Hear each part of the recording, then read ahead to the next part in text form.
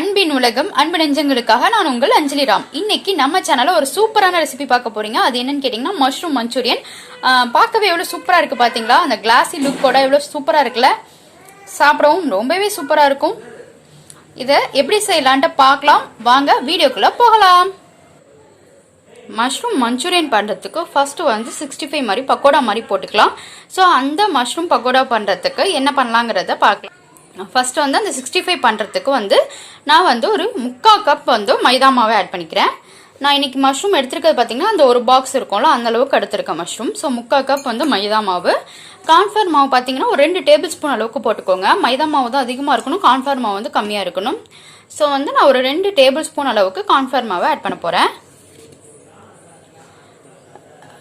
எப்போதுமே மஷ்ரூம் பிரியாணி அந்த மாதிரி கிரேவி செஞ்சு சாப்பிட்றதுக்கு இந்த மாதிரி வந்து 65 பண்ணி சாப்பிட்டாலும் நல்லாயிருக்கும், மஞ்சூரியன் பண்ணி சாப்பிட்டாலும் நல்லாயிருக்கும். இப்போ 65 பண்ணுறதுக்கான தேவையான மாவு போட்டும் இப்போ இதில் வந்து ஸ்பைசஸ்லாம் சேர்த்துக்கலாம்.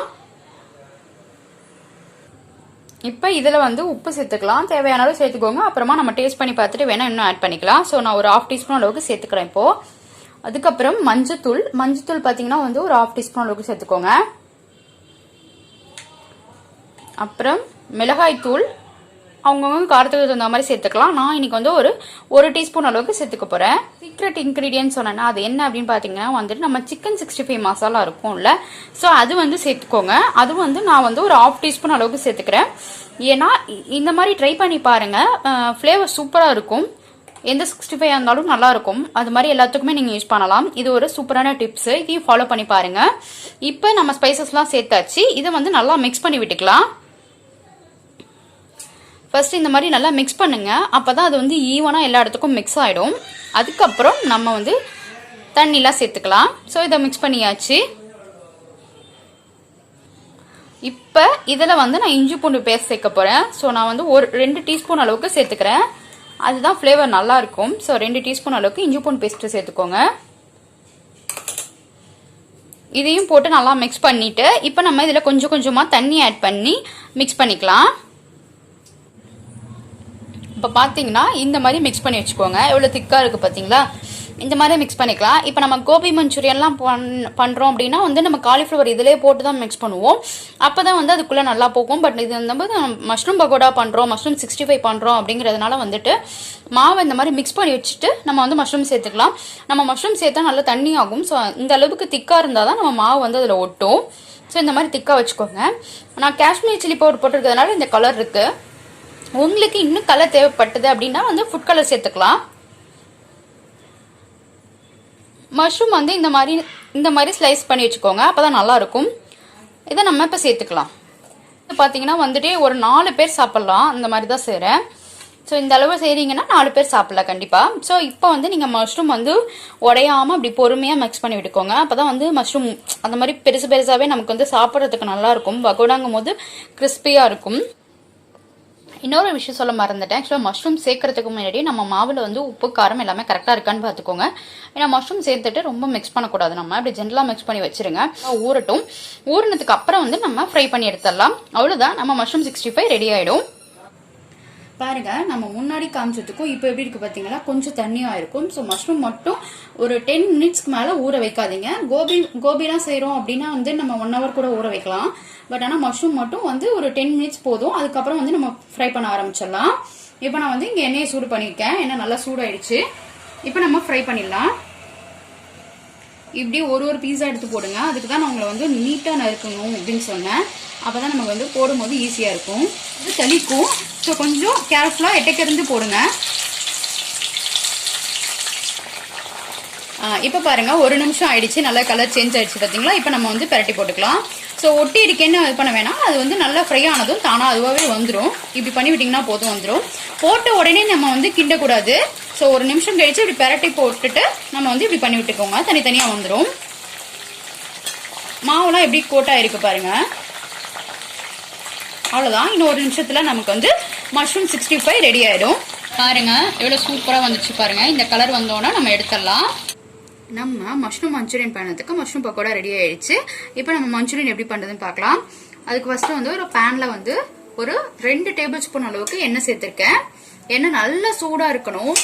இப்போ வந்து இதில் நான் வந்து ஒரு பெரிய வெங்காயமாக இருந்துச்சு. ஸோ நான் வந்து பொடி பொடியாக நறுக்கி வச்சிருக்கேன். இல்லைன்னா நீங்கள் 2 வெங்காயத்தை இந்த மாதிரி குட்டி குட்டியாக நறுக்கி வச்சுக்கோங்க. ஸோ வெங்காயம்னா ரொம்ப வதங்க விடக்கூடாது, கிரன்ச்சியாக இருக்கணும். அதனால குட்டி குட்டியாக நறுக்கி ஒரு 30 செகண்ட்ஸ் வதக்குனீங்கன்னா போதும்.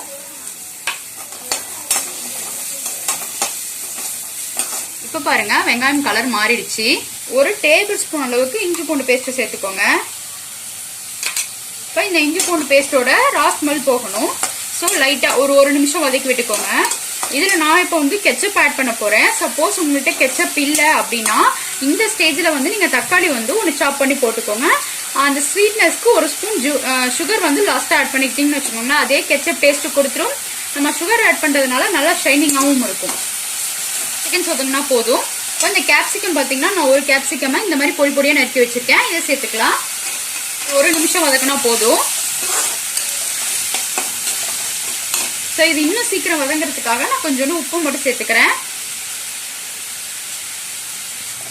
பார்த்தீங்கன்னா 1 நிமிஷம் வதக்குனீங்கன்னா இந்த மாதிரி கலர் மாறாமல் லைட்டாக வந்து வதங்கியிருக்கும். அவ்வளோதான். இப்படி இருந்தால் தான் நல்லா இருக்கும் சாப்பிடும்போது. ஸோ இப்போ காரத்துக்கு தகுந்த மாதிரி காரப்பொடி சேர்த்துக்கலாம். நான் வந்து ஒரு 1/2 டீஸ்பூன் அளவுக்கு மிளகாய்த்தூள் சேர்த்துக்கிறேன். அதுக்கப்புறம் 1 ஸ்பூன் அளவுக்கு சோயா சாஸ் சேர்த்துக்கோங்க. அதே மாதிரி 1 ஸ்பூன் அளவுக்கு கெச்சப் ஸ்வீட் அதிகமாக பிடிக்கும் அப்படின்னா நீங்கள் இன்னும் கூட சேர்த்துக்கலாம். அவ்வளோதான். இதை சேர்த்து ஒரு 30 செகண்ட்ஸ் மட்டும் வதக்கி விடுங்க. அந்த மிளகாய்த்தூளோட ரா ஸ்மெல் போகட்டும். இந்த ஸ்டேஜில் வந்து என்ன பண்ணணும்னா நம்ம வந்து கார்ன்ஃப்ளவர் மாவு வந்து நான் 1 ஸ்பூன் அளவு எடுத்து கரைச்சி வச்சிருக்கேன். இந்த மாதிரி தண்ணியில் ஊற்றி கரைச்சி வச்சுக்கோங்க.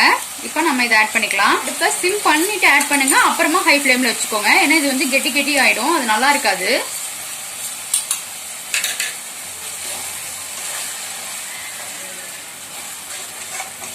இந்த மாதிரி இப்படி கலக்கி விட்டதுக்கு அப்புறம் நீங்க வந்து ஹைல வச்சுக்கோங்க. அப்போ கெட்டி ஆகாம இருக்கும், நல்லா இருக்கும்.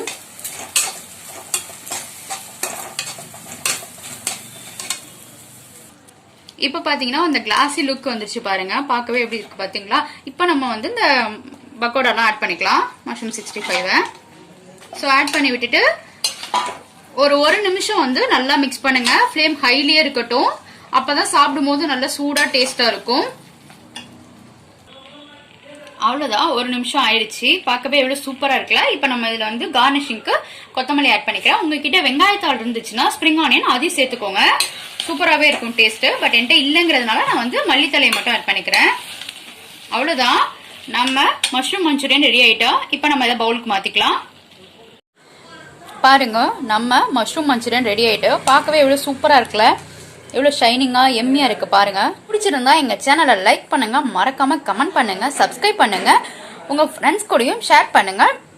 அப்புறம் இன்னும் சின்ன ஒரு ரெக்வெஸ்ட்டு, நான் மஷ்ரூம் 65 பண்ணியிருக்கேன். அந்த வீடியோவோட லிங்க்கையும் நான் இந்த வீடியோ கீழே கொடுக்குறேன். ஸோ அதையும் மிஸ் பண்ணாமல் பாருங்கள்.